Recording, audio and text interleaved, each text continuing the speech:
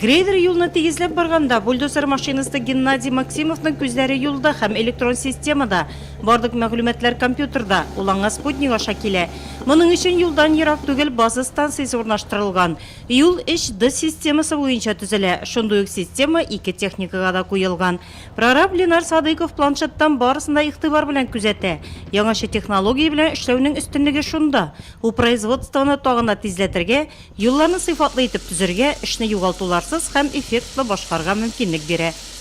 Бульдозер грейдер сигналы от спутника берут. Бульдозер грейдер сигналны спутниктан ала. Аларда ул без эшлисе юл турында картага кертелгән була. Шул без керткән мәгълүмат буенча алар эшли. Безнең төшерү төркемебез Нуат эшчеләрен Кузайкина Нурлат юлында эшләгәндә төшереп алды. Киекле авылына җитәрәк яңа автомат үлчәү һәм авыр йөк машиналарын контрольгә алу пункты төзелә. Идарәнең иң тәҗрибәле машинистлары Илсур Гыйләҗев һәм Геннадий Максимов 2нче сезон яңа техникада эшли. Уңайлыкларын мактыйлар. Кичкене эшләдем, җылы әйбәт, якенне суытабыз, кичкене ялтабыз. Шул ук трассада 2нче бер бригада авыр йөк машиналары үлчәү посты янында асфальт юл төши. Биредә 3 километрдан артык юл төзекләндерелде, яңа асфальт салынды. Юлдан кирү урыннарын тәртипкә китерү, юл кырыйларын ныгыту белән Рамис Сафиуллин бригадасы шөгыльләнә.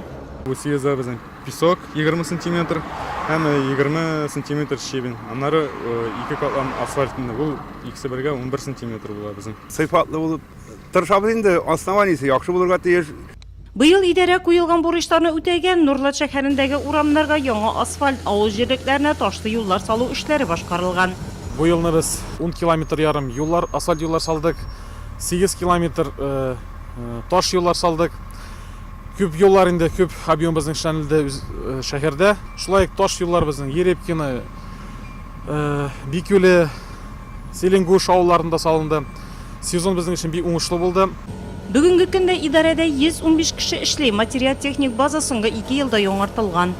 2 грейдер, бульдозер, мини-погрузчик, 3 КАМАЗ салынды. Бу безнең эшне бик тә алга тәрде.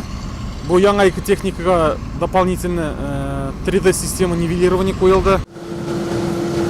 Монысы асфальт җитештерү заводы эш биредә 2 сменада оештырылган. Ул апрель урталарына эшли башлаган. Сәгатенә 120 тонна асфальт бетон катнашмасы чыгарыла монда.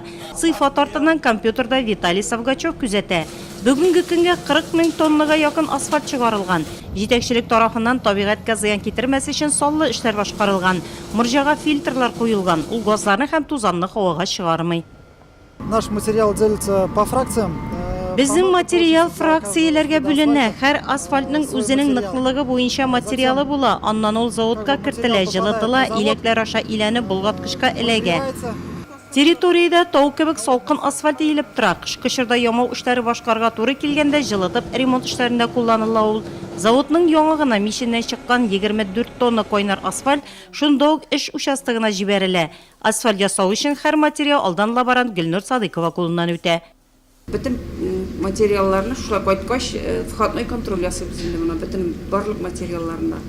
Ne bu инде материалларын берсе генә ул, бер песок кына. Калган материаллар безнең барда тикшерелгән.